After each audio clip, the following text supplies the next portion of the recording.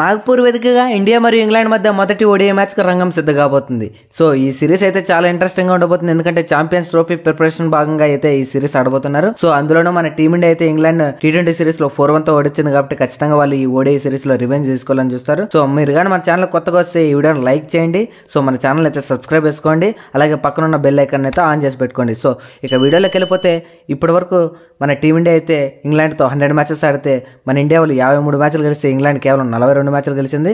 ఇక no results అయితే 5 matches లో రిజల్ట్స్ రాలేదు. సో క్లియర్ గా మనకైతే ఇక్కడ తెలుస్తుంది టీమిండియాకి అయితే అప్పర్ హ్యాండ్ ఉంది ఇంగ్లాండ్ పైన. ఇక పిచ్ రిపోర్ట్ విషయానికి వస్తే నాగపూర్ వేదికగా ఆడుతున్నారు కాబట్టి సో ఇదైతే ట్రెడిషనల్ గా ఒక స్పిన్ పికెట్ అని చెప్పుకోవచ్చు. సో ఇక్కడైతే మనం అంత హై స్కోరింగ్ గేమ్ ఎక్స్పెక్ట్ చేయకూడదు. సో రీసెంట్ గా జరిగిన మ్యాచెస్ లో కూడా మనం అయితే పెద్దగా స్కోర్ అయితే చూడలేదు. సో ఇదైతే ఎప్పుడో 2019 లో ఆడారు ఈ గ్రౌండ్ లో. ఇప్పటి వరకు అప్పటి నుంచి ఇప్పటి వరకు అయితే ఆడలేదు. సో ఇదైతే ఒక స్పిన్ ట్రాక్ అని చెప్పుకోవచ్చు. ఇక డ్యూ వచ్చే అవకాశం కూడా, నైట్ మ్యాచ్ అయితే డ్యూ వచ్చే అవకాశం కూడా ఉంటుంది. సో ఇప్పటి వరకు మన టీమిండియా అయితే ఈ గ్రౌండ్ లో 6 మ్యాచ్లు ఆడితే 4 మ్యాచ్లు అయితే గెలవడం జరిగింది. సో రీసెంట్ గా ఆడిన 4 మ్యాచ్లు గెలిచేశారు. సో మన టీమిండియాకి అయితే మంచి రికార్డు ఉందని చెప్పుకోవచ్చు ఈ గ్రౌండ్ లో. సో ఇక్కడ ఫస్ట్ ఇన్నింగ్స్ స్కోర్ చూసుకున్న అరౌండ్ 270 ఉంది. సో మనం అయితే సో పేసర్స్కి అయితే మంచి బౌన్స్ అండ్ వికెట్ లభిస్తుంది పవర్ ప్లేయర్. సో చూడాలి ఈ వికెట్ అయితే చాలా సంవత్సరాల తర్వాత ఆడుతున్నారు కాబట్టి ఎలా పర్ఫామ్ చేస్తుందో. ఇక ఇంగ్లాండ్ విషయానికి వస్తే వాళ్ళైతే దారుణమైన పర్ఫార్మెన్స్ ఇస్తున్నారని చెప్పుకోవచ్చు. మెయిన్లీ మనం ఓడిఐ వరల్డ్ కప్లో కూడా చూసాం. టీమ్ ఇంగ్లాండ్ అయితే అంతగా రాణించలేకపోతుంది. వీళ్ళ దగ్గర అయితే అంత మంచి స్క్వాడ్ కూడా లేదు ఈ మనతో ఆడుతున్న ఓడిఐ సిరీస్ స్క్వాడ్లో. సో వాళ్ళ ఓపెనర్ ఫిలిప్ సాల్ట్ కూడా అంత మంచి మెరుగైన ఫామ్లో లేడు. మన టీమిండియాతో జరిగిన T20 సిరీస్లో కూడా సరిగ్గా పర్ఫామ్ చేయలేదు. సో ఇదైతే వాళ్ళకి ఖచ్చితంగా మైండ్లో ఉంటుంది. సో ఇక హ్యారీ బ్రూక్ విషయానికి వస్తే ఇతనికైతే లాంగ్ ఇన్నింగ్స్ ఆడతారు కాబట్టి ఇతనైతే మంచిగా ఆడే అవకాశం ఉంటుంది.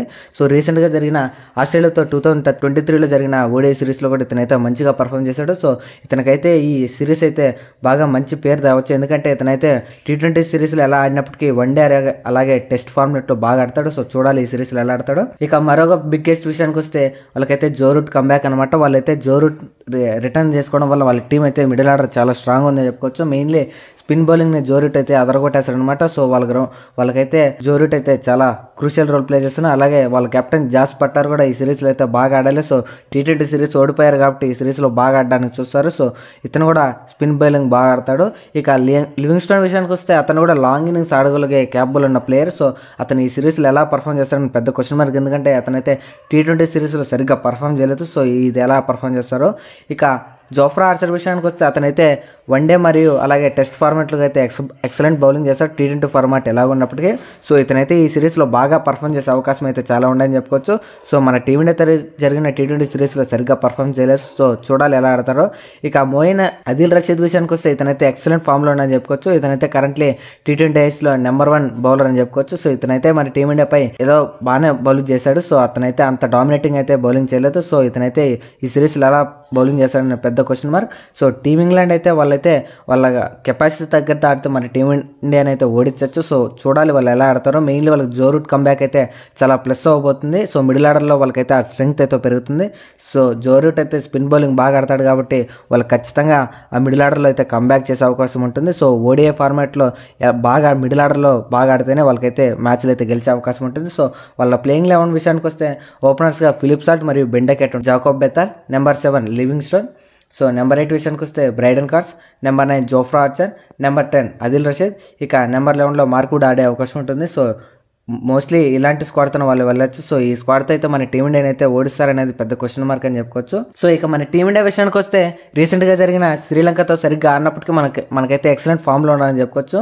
మన బ్యాటర్స్ అయితే ఎక్సలెంట్ ఫామ్లో ఉన్నారు. సో ఓడిఐకి అయితే మనమైతే దుమ్ము దులిపేయచ్చు అనమాట. ఇంగ్లాండ్ స్క్వాడ్తో పోలిస్తే మన టీమిండియా అయితే స్క్వాడ్ అయితే చాలా స్ట్రాంగ్గా ఉంది. మెయిన్లీ గంభీర్ ఎడారిలో ఇంతవరకు అయితే ఓడిఐ సిరీస్ గెలవలేదు. అలాగే ఫస్ట్ మ్యాచ్ అయితే ఈ మ్యాచ్ ఎలా ఆడతారో చూడాలి. ఒకసారి రోహిత్ శర్మ, విరాట్ కోహ్లీ, శుభ్మన్ గిల్, అలాగే శ్రేయస్ అయ్యర్, ఇక యశస్వి జైస్వాల్ అయితే బ్యాటర్స్గా ఉంటారు. ఇక ఆల్రౌండర్స్ విషయానికి వస్తే రవీంద్ర జడేజా, హార్దిక్ పాండ్యా, అక్షర్ పటేల్, వాషింగ్టన్ సుందర్ అయితే మన ఆల్రౌండర్స్. ఇక బౌలర్స్ విషయానికి వస్తే మొహమ్మద్ షమి అయితే చాలా నెలల తర్వాత అయితే ఓడిఐ ఫార్మాట్ ఆడబోతున్నాడు. సో అతనైతే సెలెక్ట్ చేస్తారు. ఇక హర్షదీప్ సింగ్, హర్షిత్ రాణా, కుల్దీప్ యాదవ్, వరుణ్ చక్రవర్తిని అయితే రీసెంట్గానే తీసుకోవడం జరిగింది. ఇక వికెట్ కీపర్స్ విషయానికి వస్తే KL రాహుల్, రిషబ్ పంత్ ఉంటారు. సో మెయిన్లీ మనకైతే ఈ సిరీస్లో రోహిత్ జోడీ అయితే చాలా ఇంపార్టెంట్ కాబోతుంది. మెయిన్లీ రోహిత్ శర్మ అని చెప్పుకోవచ్చు. ఎందుకంటే తనైతే పవర్ ప్లేలో ది మోస్ట్ పవర్ఫుల్ ఇన్నింగ్స్ అయితే ఆడుతున్నాడు కాబట్టి మన టీమిండియాకి అయితే చాలా ప్లస్ పాయింట్ అయితే అవ్వబోతుంది. సో చూడాలి ఎలా ఆడతారనేది. Mainly Rohit Sharma so ODI ఫార్మాట్లో చాలా బాగా ఆడుతున్నాడు. సో ఓడిఐ వరల్డ్ కప్లో ఎంత పర్ఫార్మెన్స్ ఇచ్చాడో మనందరికీ తెలిసిందే. సో రీసెంట్గా జరిగిన శ్రీలంకతో కూడా రోహిత్ శర్మ అయితే ఎక్సలెంట్గా పర్ఫార్మ్ చేశాడు కాబట్టి సో మనం ఈ సిరీస్లో కూడా బాగా ఆడే అవకాశం అయితే మనకు ఉంటుంది. సో పవర్ ప్లేలో అటాకింగ్ బ్యాట్స్మెన్గా ఉంటాడు కాబట్టి సో ఖచ్చితంగా బాగా ఆడతాడు. ఇక అలాగే విరాట్ కోహ్లీ కూడా శ్రీలంకతో జరిగిన సిరీస్లో సరిగ్గా పర్ఫామ్ చేయలేదు. సో ఈ సిరీస్లో బాగా ఆడే అవకాశం ఉంటుందని నేనైతే అనుకుంటున్నా. సో వీళ్ళైతే ఈ సిరీస్లో చాలా బాగా ఆడాలి. సో వీళ్ళకైతే ఆ క్యాపబుల్ ఉన్నది. సో ఇక శ్రేయస్ అయ్యర్ విషయానికి వస్తే ఇతనైతే స్పిన్నర్స్ని అయితే ఎక్సలెంట్గా మిడిల్ ఓవర్స్లో బాగా ఆడతాడు కాబట్టి ఇతనైతే సెలెక్ట్ చేయడం జరిగింది. సో ఇతని సెలక్షన్లో ఎలాంటి పొరపాటు లేదని చెప్పుకోవచ్చు. సో ఇతనైతే ఎక్సలెంట్ ఫామ్లో ఉన్నాడు. ఓడిఐ వరల్డ్ కప్లో అద్భుతమైన పర్ఫార్మెన్స్ ఇచ్చాడు కాబట్టి ఇతనైతే సెలెక్ట్ చేయడం జరిగింది. సో ఇతనైతే మిడిల్ ఆర్డర్లో మనకు చాలా కీలకమైన ప్లేయర్. ఇక వికెట్ కీపర్స్ విషయానికి వస్తే పంత్ మరియు కేఎల్ రాహుల్ మీద చాలా కాంపిటీషన్ ఉంటుంది. నన్ను అడిగితే నేను మటు కేఎల్ రాహుల్కే ఒకటేస్తాను. ఎందుకంటే అతను కేఎల్ రాహుల్కి అయితే మిడిల్ ఆర్డర్లో పర్ఫెక్ట్ ప్లేయర్, అలాగే తన బ్యాటింగ్ స్టాట్స్ అలాగే యావరేజ్ బట్టి కూడా చూడొచ్చు. మనం అయితే డెఫినెట్గా కేఎల్ రాహుల్ని అయితే ఆడేస్తారని నేనైతే అనుకుంటాను. మీరేమనుకున్నారు కింద కామెంట్ చేయండి. సో ఇతనైతే ఈ మ్యాచ్లో ఈ సిరీస్లో బాగా ఆడతాడు. అందుకనే అతనైతే ఛాంపియన్స్ ట్రోఫీ కూడా సెలెక్ట్ చేసే అవకాశం ఉంటుంది. ఇక బిగ్గెస్ట్ పాజిటివ్ ఏంటంటే షమి ఓడిఐలో కూడా కంబ్యాక్ ఇచ్చాడు. సో ఇతనైతే చాలా బిగ్గెస్ట్ పాజిటివ్ అని చెప్పుకోవచ్చు. సో ఇతనైతే T20లో కూడా ఆడాడు. సో అతనైతే ఆ రేంజ్ పర్ఫార్మెన్స్ ఇవ్వలేకపోయాడు. సో ఓడిఐ సిరీస్లో లాంగ్ స్పెల్స్ వేయాలి కాబట్టి సో మనకైతే చాలా కీలకంగా అవ్వబోతున్నాడు. సో ఈ సిరీస్ బట్టి మనకైతే ఈ ప్లేయర్ మీద అంచనా వస్తుంది ఛాంపియన్స్ ట్రోఫీ ఎలా ఉండబోతుంది అనేసి.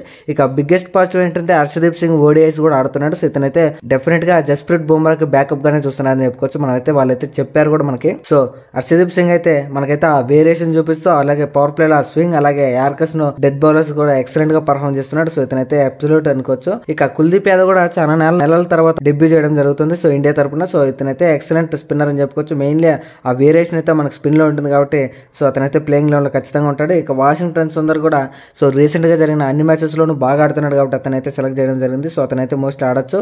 ఇక అక్షర్ పటేల్ మరియు రవీంద్ర జడేజా మధ్య చాలా కాంపిటీషన్ ఉండబోతుంది. సో వీళ్ళిద్దరిలో ఒక్కో ప్లేయర్కి ఛాన్స్ ఇస్తారు. నేనైతే మోస్ట్ లైక్లీ రవీంద్ర జడేజాకు ఛాన్స్ ఇవ్వరు అనుకుంటున్నా. సో ఎందుకంటే నేనైతే సో యంగ్స్టర్కి గ్రూమ్ చేస్తారు. సో రవీంద్ర జడేజా ఫామ్ కూడా ఎక్సలెంట్గా ఉంది. సో అతనైతే రీసెంట్గా జరిగిన డొమెస్టిక్ సర్క్యూట్లో కూడా బాగా ఆడాడు.